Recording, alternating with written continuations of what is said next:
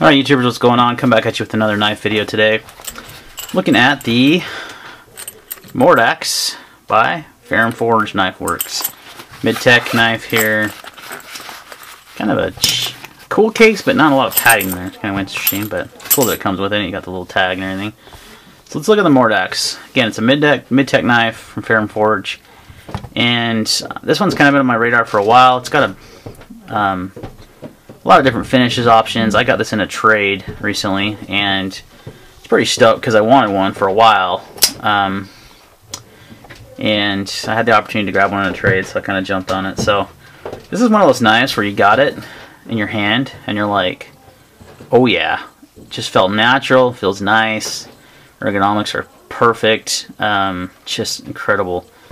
Got your forward choil here, which actually is very functional. Let's go over the specs first, but overall first impressions are fantastic. Love it. So it's a titanium frame lock flipper, obviously. Has a steel lock bar insert as well as the Hoback rolling detent, which is an incredible detent. You can see how smooth the action is. It's super smooth with a perfect detent to flip. I mean, it just flies out of there, and the knife is so smooth. Detent just sucks it right back in. Incredible action on this knife. So your close length on this one is just over 4.5 inches. Actually, just under 4.5 inches. It looks like. Actually, we're going to call it an even 4.5 inches. So a really good size knife. Your blade length, including the swedge and everything, is just a hair. If we're just measuring from there, you know, just about 3 3/4 inches. We'll call it 3.6. But your actual cutting edge is about 3.5. No, about 3.25 inches cutting edge. N690 steel. I don't have a lot of experience with this steel. I know it's kind of a mid-grade to higher grade steel, but not, you know, not like a, probably pretty equivalent to like S30, S35. So it's a good steel. It's not going to be terribly hard to sharpen, and it should take a good edge. Got a nice, just a cool two-tone finish. You got your satin flats and then like a stonewash grind. A lot of times you see a stonewash flats and satin grind. They kind of did the opposite. It's got a pretty heavy stonewash, so it almost looks kind of dark. And it's kind of hard to tell here to pick up the two-tone, but you can see it pretty good there. You got a really cool swedge here. Really nice, really good amount of belly on this knife too. It should be a really good cutter. But the action just, wow, it's just smooth. This has got a bead blast finish similar to a Chris Reeves knife, like a 25. It's almost an identical feel, so it gives you some good traction on the titanium. It will show pocket wear, and it's kind of just begging to be Scotch-Brighted, so that's probably what I'm going to do with it, because I love that look. It's got Torx Hardware. Got a nice decorative pivot here. It's also Torx from blue anodizing. And you've got blue anodized standoffs with a blue titanium spring clip. Clip works great on this knife. It's in the right spot. It's got good enough retention, but it's got some give, so it just slides in your pocket pretty easy. If you look, there's discreetly, you can see the Ferrum Forge Knife Works logo there. So this is, like I said, a mid-tech knife, and I think it's actually one of the best mid-techs on the market right now. I would be willing to put it up against pretty much any mid-tech right now, because it's just fantastic. It's got a great action. Fit and finish is great. Detent's great. Just, it's a good looking knife, and it's pretty affordable. They've dropped in price. I think I've seen them under $400 recently. They were $500 when they first came out. And I think it's worth the money. It's a fantastic knife. It's pretty dang close to getting to a custom level, in my opinion. The only negative I will give this knife is right there on that other side of the detent, which is a really strange detent screw, or detent. I keep saying detent, oh my gosh. Pivot is right here on this little ball. It's kind of sharp. It kind of catches you. You can't really, I don't know if you can hear that or not, but it's kind of sharp. So let me sand that down a little bit, and that should fix that. Other than that, it's really smooth knife. It's got some nice feel to it. No other real sharp edges or anything on the knife. Like I said, the ergonomics are fantastic. It was one I got in my hand. I was like, oh yeah, that'll be going in my ADC rotation for sure. especially because it's such a good flipper.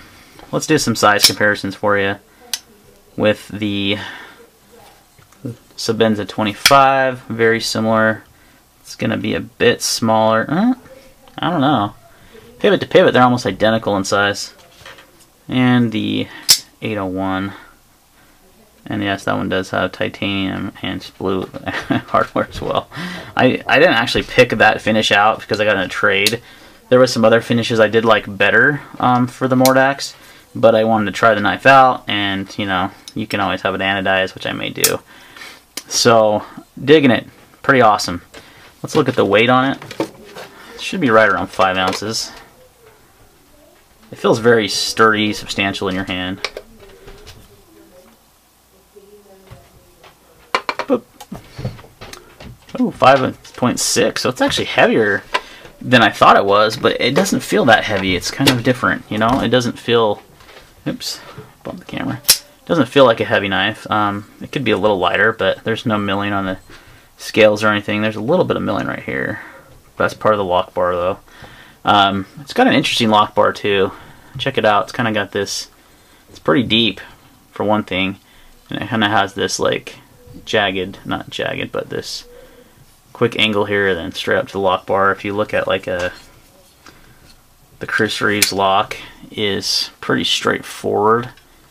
You can see the difference there between those two, but the Reeve does come down pretty far on the frame as well. I think the ZT is going to be one that doesn't come nearly as far down. You can see it kind of stops right about here, but it has kind of a straight line, so they did something pretty unique with that right there. And the lockup is solid. I mean, it's got really early lockup, actually.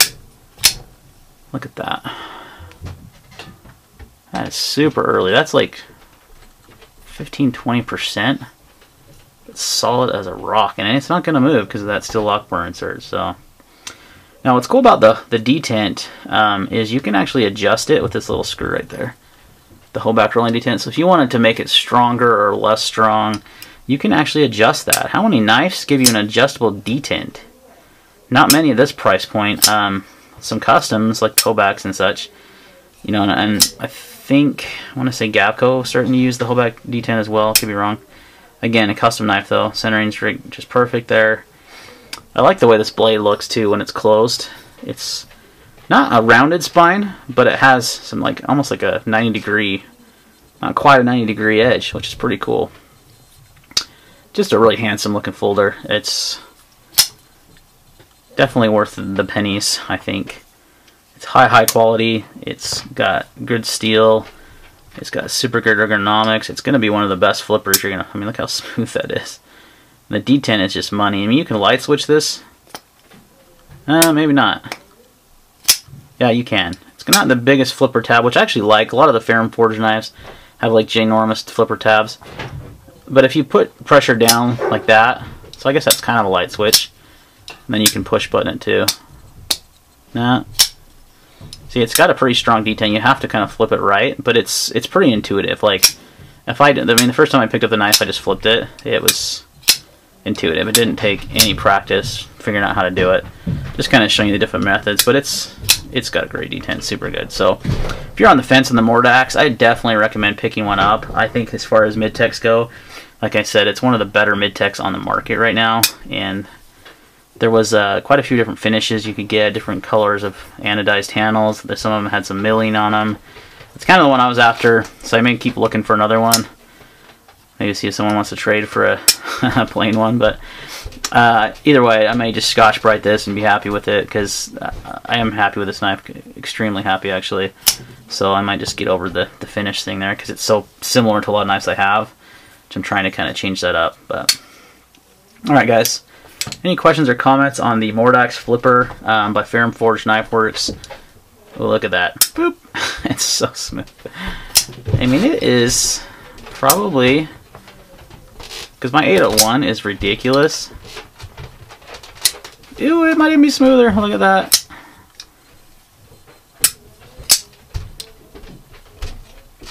Yeah, it's a little smoother.